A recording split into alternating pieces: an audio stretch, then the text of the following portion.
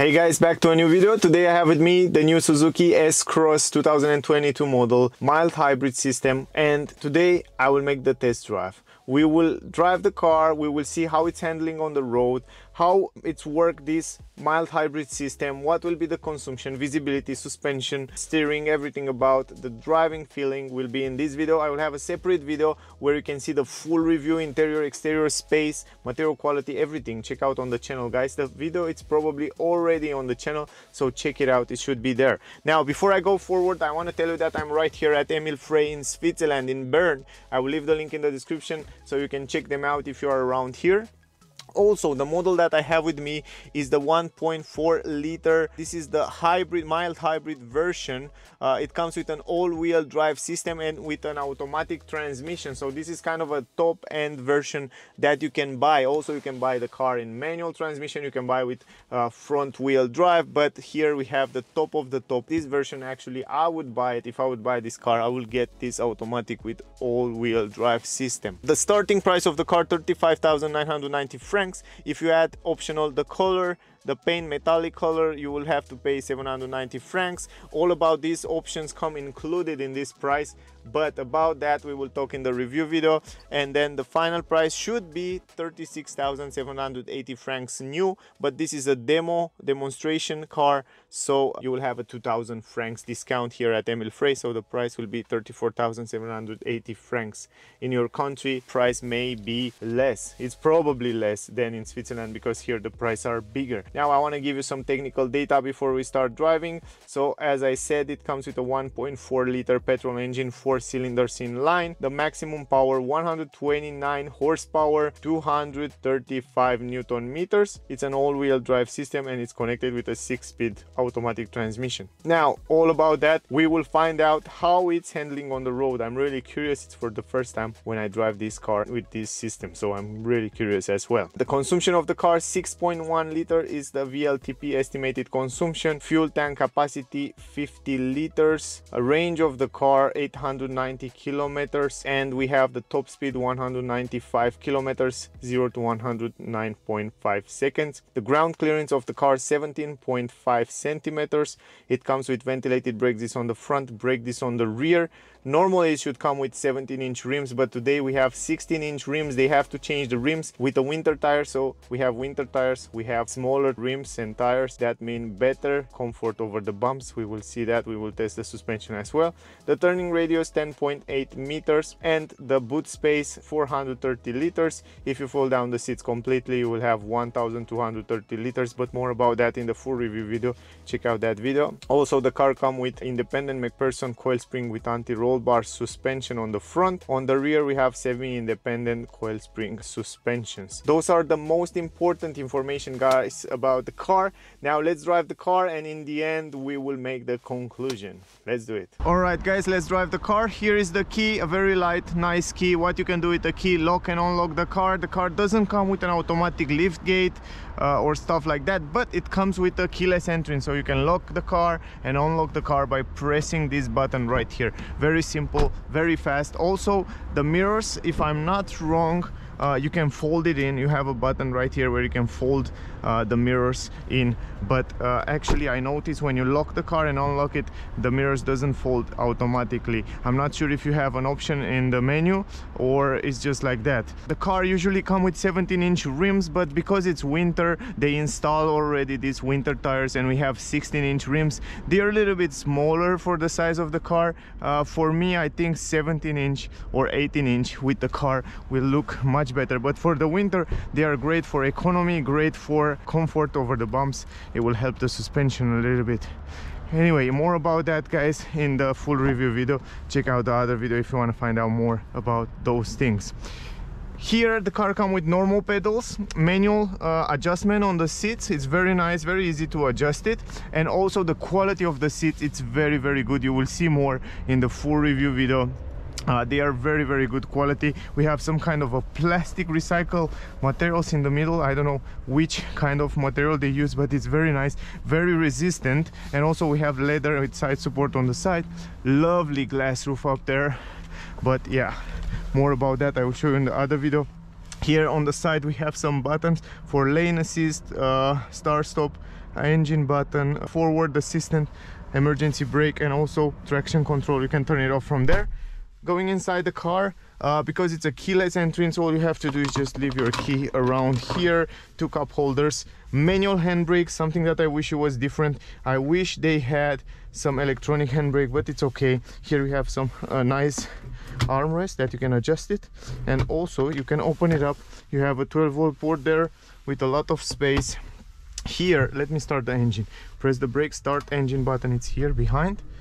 It's start. Hey, you can see right now the mirrors are folding. If you press it one more time, you just put it back in the position. Also, it comes with this gorgeous 360 degrees camera that Toyota use it also on the new Lexus cars and Toyota cars, and now on Suzuki cars, because they work together. The car comes also with this super nice 360 degrees camera, so the car have camera in the mirrors in the front, in the back, so you can see that by pressing this button right here. You can see what it's around the car. You can see from the interior what it's around the car. It's really cool system. I like it, to be honest. It's very useful.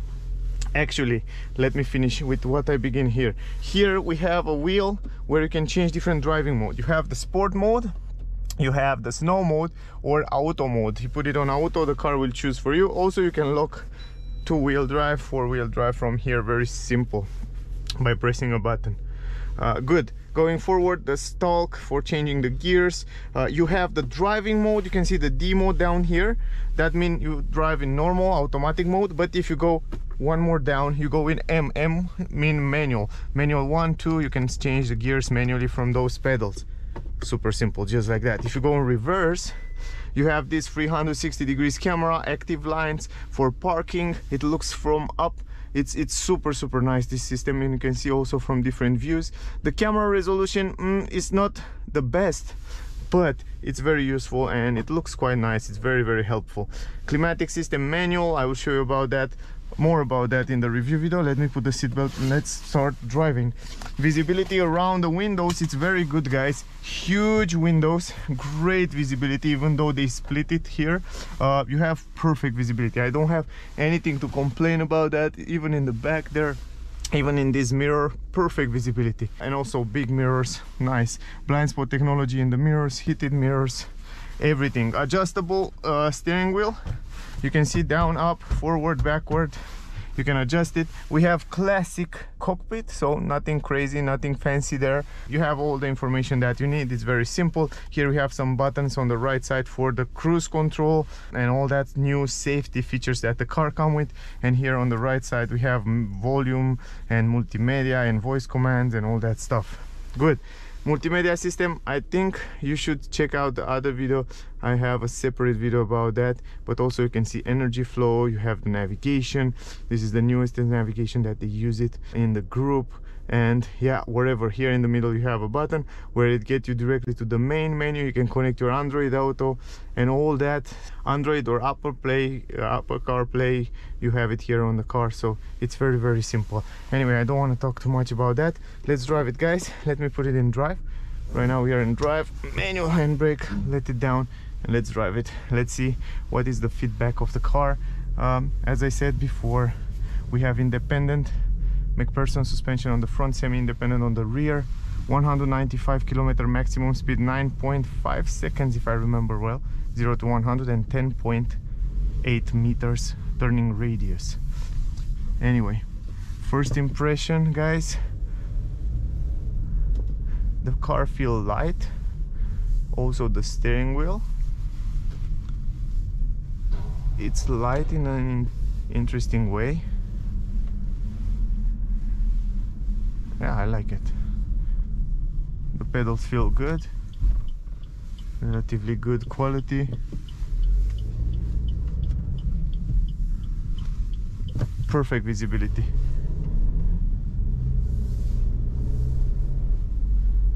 Six-speed automatic transmission.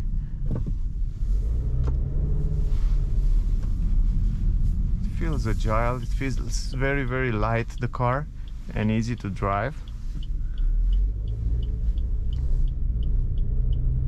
You can see the graphic here, what happened with the engine, what it's working. You can see the battery, It's a mild hybrid system. That means it has a 48-volt small battery that recharge the car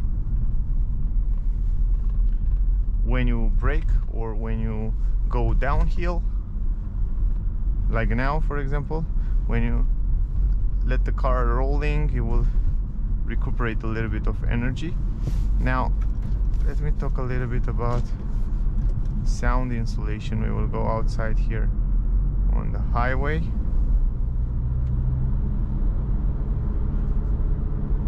Also the car comes with a small electric motor that helps this system. Also you can see on the graphic right there on the screen how they work together.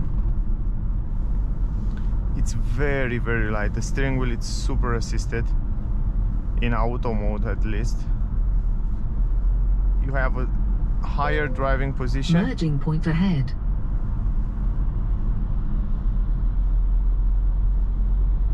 I don't know what was that. Really curious. Yeah, so let's recapitulate a little bit. So the visibility is very good. The suspension feel a little bit firmer for my taste, fine, but it doesn't feel so. Merging point ahead on the right. Doesn't feel so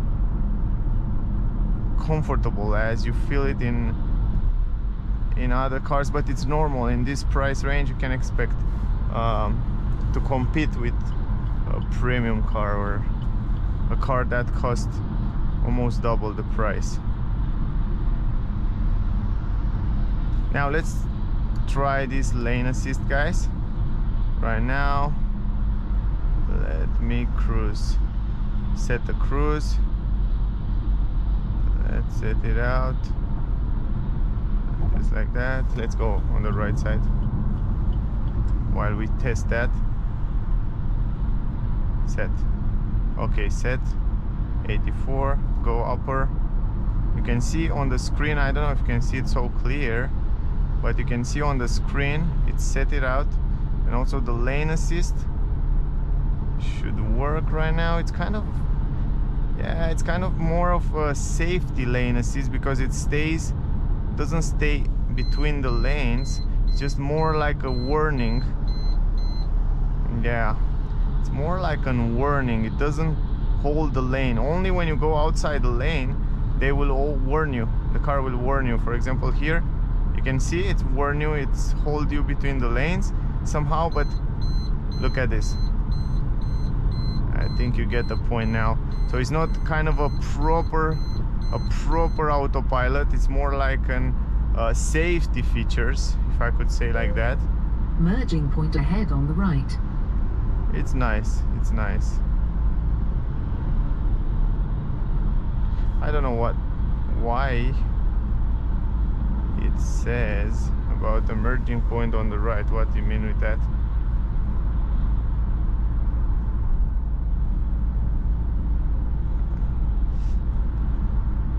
Anyway, the thing is that the car can cruise. Also, you set the speed, yes, and then the car will keep the distance, will keep the speed between you and the car in front. It comes also with emergency brake. If the car in front brake and you don't see it, the car will brake for you. Or if some obstacle come in the front, the car will also brake for you. It's kind of a safety features. But the lane assist and autopilot system are not so advanced as you find it in a Volkswagen, for example, a group, or as I find it in the other premium cars brand. But yeah, in this price range I think it's more than enough. And anyway, it's really recommended to always have your hands on the steering wheel, no matter what car and what autopilot you have. Always pay attention to the road. Right now in this moment the car drive itself, it keep the speed, keep the distance. In terms of road noise, I can hear a little bit of road noise because we have also the winter tires. They are bigger, and that's somehow normal, but not so big. Also a little bit of wind noise. What is impressive is that I cannot hear the engine too much. That's really impressive. The engine, it's very silent, at least what I noticed until now, but you can hear from outside the Merging point ahead on the right. the noise, guys.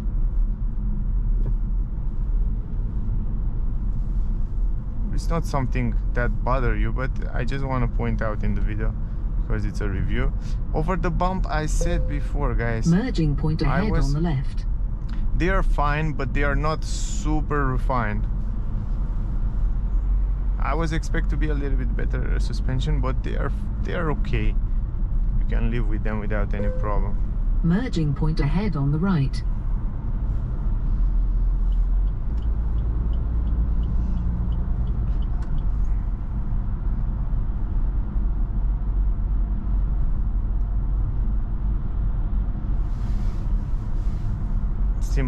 Simple. Yeah, if you cruise at those kind of speed, around 80 km/h, the car is just perfect. It's lovely, and I think you can get Merging point ahead on the right. I think you can get also some amazing consumption out of the car. It's very easy, very light. For example, here when we steer, it feels super light to steer, and the car feels incredible light for the size of the car. It's very, very light. I don't know what's wrong with the merging point. I really don't know what he mean with that. If some of you knows, guys, just let me know.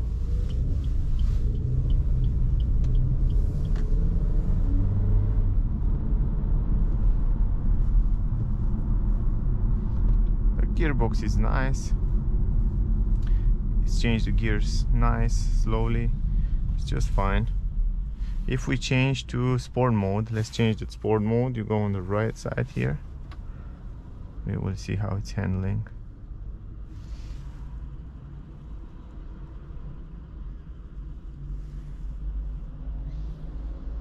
You can see I turn on the engine. The engine, it's quite silent. Now when you accelerate, you hear it, but in general it's silent.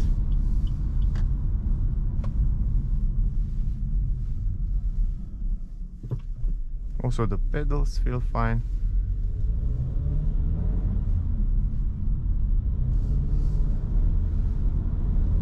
It's very the driving feeling, it's very similar with Dacia Duster.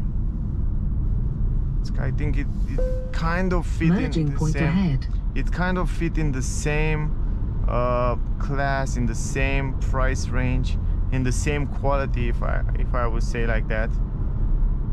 I think these S-Cross have a little bit better seats in terms of quality of the seats. I think they are a little bit better.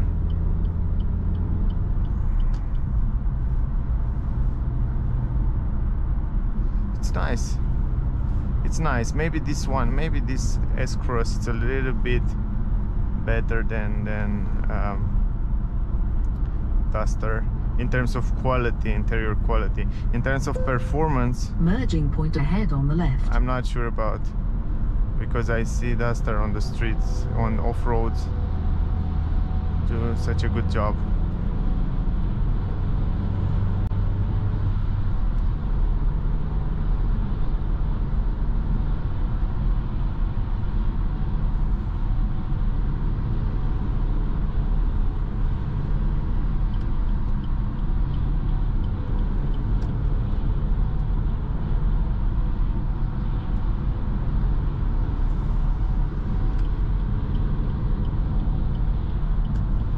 Now we go uphill, the car is doing just fine. I think 129 horsepower, it's more than enough, guys, for the car. Even when you go uphill with 100, the car is doing fine, doesn't feel like struggling or stuff like that. But it's a little bit noisier for my taste. I think this is the only downside that I find it.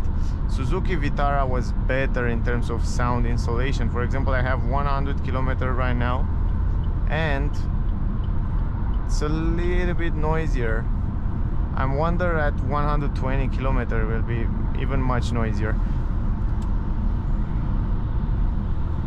But other than that, visibility is just perfect. The easiness of drive, it's perfect. The position on the seats, comfort, it's super fine. For this price range, it's great. I can't complain. Also, this new multimedia system, it's super nice. You can see there the navigation, you can see the map, you can see a lot of information right there. Merging point ahead on the right. I don't know why it say that. Maybe it's a settings in the menu where it tells you where are all the exits on the highway or stuff like that. Or yeah, gas station. I don't know, I'm not sure about that. Now we go downhill, and when we go downhill, the car will regenerate the energy. I don't know if you can see it also on the cockpit there. It shows you a small icon that tell you the car will regenerate the energy back in the battery.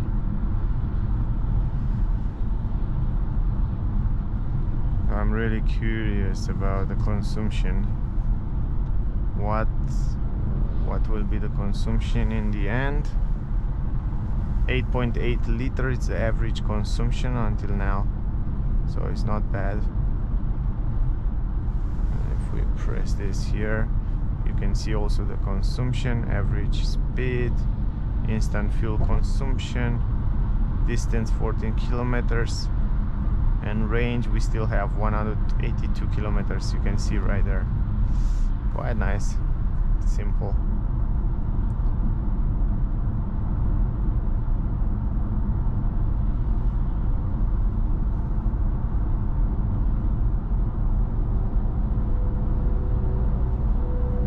.7 consumption is going down.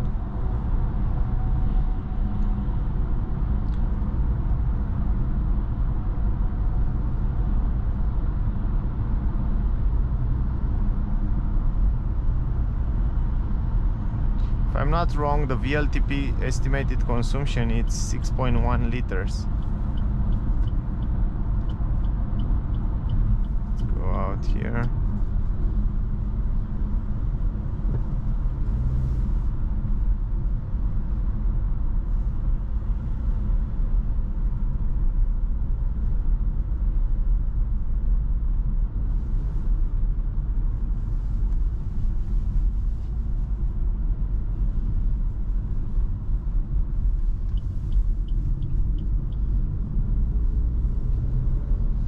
In sport mode, the car it's a little bit more agile. The acceleration is more responsive. Right now we are in sport mode. I can hear also the RPM are staying a little bit higher. The brakes are super fine. Ventilated brake disc on the front, brake disc on the rear. It stays good on the curves as well. And it's also pretty responsive.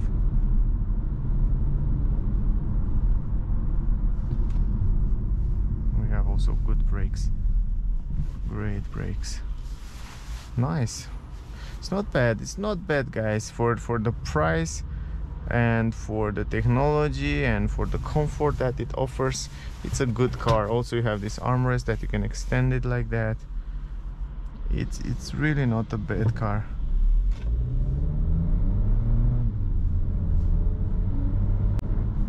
I like much more how it's set up, how they set up the car in sport mode than in auto mode. It's much more responsive. The gear shifter know exactly what to do. Where when you are on the auto, he doesn't know. He have to figure out what should I do. And that maybe is a little bit of delay there, but it has a little bit of delay when you are in auto mode. But when you are in sport mode, you know exactly what it should do, and it gives you that power and that RPM exactly where it should give you. Also the car comes with heated seats, dual climatic system. It's wonderful. The steering wheel, it's nice, you have a good grip, good size, easy to maneuver.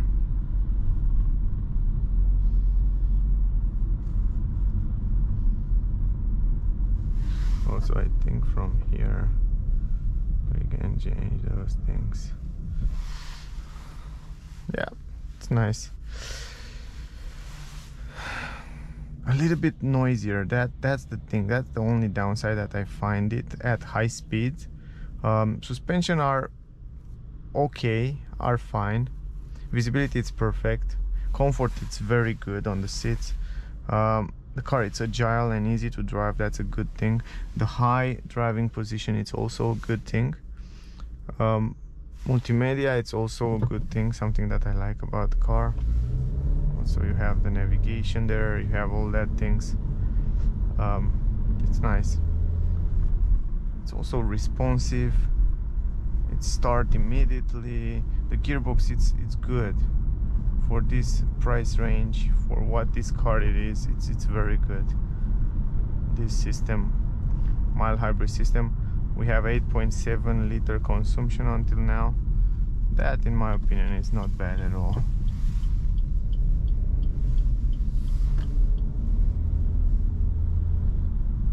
You can hear now. Let's go back to auto. Let me go back to auto right now. Go right here. So I want to test out the turning radius of the car, guys. In auto mode, the car acts like an eco mode somehow. 10.8 meter is the turning radius, and it's not bad. It's not bad at all. It's also very agile. It feels quite good.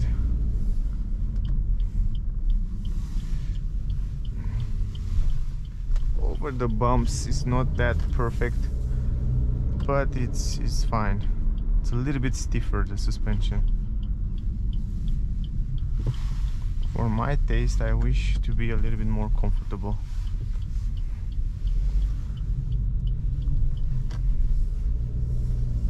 But I love how easy it is to drive it, to park it, how light it is. If it feels like you have a small car.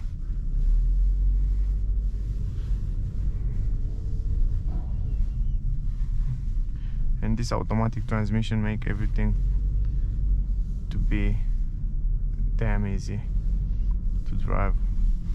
For example, let's park it here. It's so easy to control it, guys. It's super easy. Also, look at the 360 degrees cameras. Look how easy it is to park the car there. It's just like that. Bam, bam, bam. Boom. Perfect. Put it in park. Yeah. And that's it, guys. 8.7 liters is the consumption. All kind of information you have here on the screen. That's really interesting. Also, you can see how much battery you still have there. And also, I noticed that right now, when you are on the same place with the car, the engine, it's quite silent, and it doesn't feel any vibration. And this is a good thing. I like that. Anyway, also there you can see more info when you close the car, when you stop the car. That was all, guys. That was the video. That was the test drive. I hope you enjoyed. I hope you get some useful information from this test drive with the new Suzuki S-Cross. My rating for the car from 1 to 10 will be 9.4. The car have a good price, 34,000. It's a good price for what this car it is. It's kind of a crossover SUV, city SUV, I should say, kind of a family car. You have a lot of space here for your whole family. You can install Isofix for child 2 in the back. You have this panoramic glass roof that it's incredible. You can open it up completely, actually, guys. I have to put the contact again. You can open this up completely. Let me show you. Just like that. And it's not opening just the first part, but the great thing is, look at this, it's opened the both parts, and you have such a big glass roof here that you can open it up. It's just wonderful. So there are a few things here that even even more expensive car doesn't have. And for me, guys, this is just incredible. I mean, I love that. Also the space, it's relatively good. The multimedia system is great. Visibility, it's perfect. The comfort, it's very good. The suspension are somewhere in the middle, I should say. The noise, it's also somewhere in the middle. The transmission, it's good for what the car offered. It's good, I can't complain. The easiness to drive, it's very good. The direction, it's very soft and easy. Acceleration, yeah, 9.5 seconds 0 to 100. It's relatively fine. It's not bad at all. It's a good all-arounder, I should say. You can drive in the city, you can drive outside. I think you can get also good consumption. The car feels very light and easy to drive. So yeah, that's my conclusion, guys. I hope you get some useful information from here. If you still have questions, ask me down below, wherever you want to ask. Thank you very much for watching my video. I really appreciate, guys. So thank you, all of you. By the way, if you want to see the car, if you want to test drive, if you want to buy it, check out Emil Frey in Bern. I will leave the link in the description of the video if you want to check them out. And that was all, guys. Don't forget to check out the full review. I have a separate video with the same car, interior, exterior, material quality, and everything about the car. You will find it there. So until next time, stay safe and see you.